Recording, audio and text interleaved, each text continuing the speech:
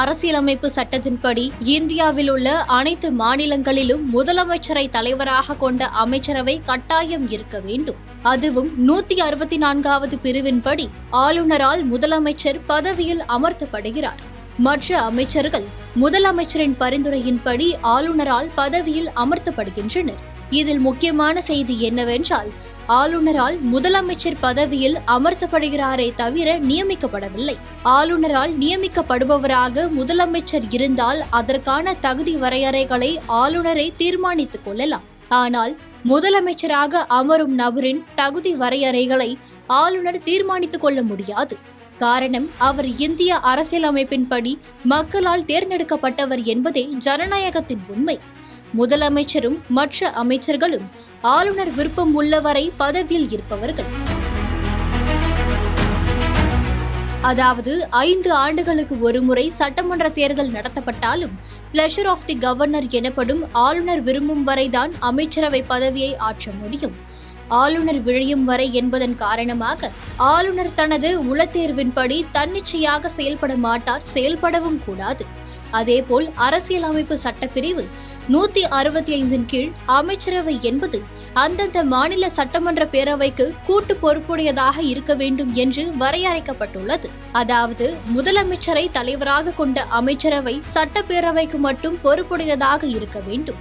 சட்டமன்ற பேரவையின் நம்பிக்கையினை பெற்றிருக்க வேண்டும். மாநில சட்டமன்ற பேரவை அந்த அமைச்சரவை மீது நம்பிக்கை வைத்திருக்கும் வரையில் ஆளுநரால் பதவியில் அமர்த்தப்பட்ட முதலமைச்சர் தொடர்வார்.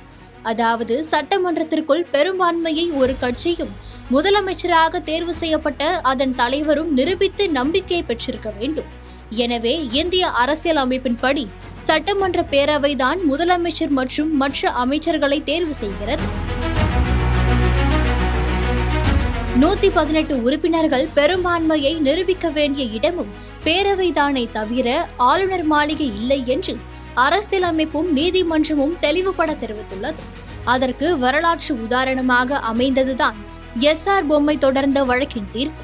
1988 கர்நாடக மாநில முதலமைச்சராக இருந்த ஜனதா தளம் கட்சியை சேர்ந்த எஸ்.ஆர். பொம்மைக்கு பெரும்பான்மை இல்லை என்று கூறி ஆளுநரின் பரிந்துரையின் பேரில் அன்றைய பிரதமர் ராஜீவ் காந்தி அரசு குடியரசுத் தலைவர் ஆட்சியை அமல்படுத்தியது.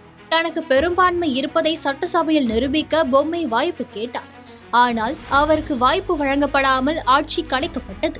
இது தொடர்பான வழக்கில் உச்சநீதிமன்றம் வழங்கிய தீர்ப்பு மாநில சுயாட்சியை பாதுகாக்கும் விதமாக அமைந்தது. 9 நீதிபதிகள் கொண்ட அமர்வு வரலாற்று சிறப்புமிக்க தீர்ப்பை வழங்கியது. ஒரு அரசுக்கு பெரும்பான்மை இருக்கிறதா இல்லையா என்பதை ஆளுநர் மாளிகையில் தீர்மானிக்க கூடாது என்றும், அது ஃப்ளோர் டெஸ்ட் எனப்படும் சட்டமன்ற வாக்கெடுப்பு மூலமே உறுதி செய்யப்பட வேண்டும் என்றும் அந்த தீர்ப்பு திட்டவட்டமாக அறிவித்தது. மேலும் சட்டப்பிரிவு 356 கீழ் மாநில அரசுகளை கலைக்கும் மத்திய அரசின் அதிகாரம் தன்னிச்சையானது அல்ல என்றும், அது நீதிமன்ற ஆய்வுக்கு உட்பட்டது என்றும் நீதிமன்றம் தெளிவுபடுத்தியது.